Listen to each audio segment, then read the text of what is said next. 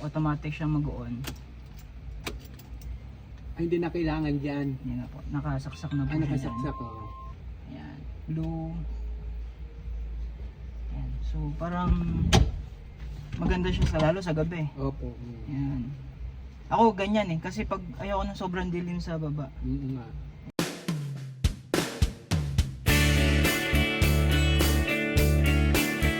Front amber light, mesh grill, rear signal light na 4 functions, may hazard, right signal, left signal, brake, at mag-on din kapag nakabukas yung headlight.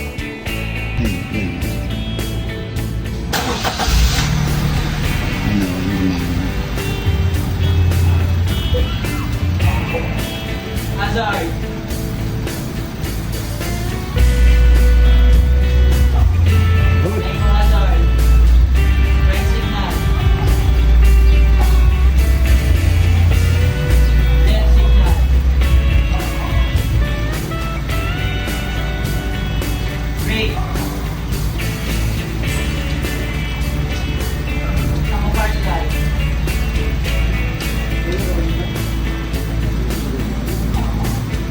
Nagpakabit din si Bossing ng additional reverse light.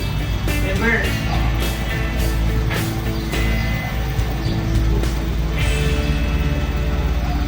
Okay.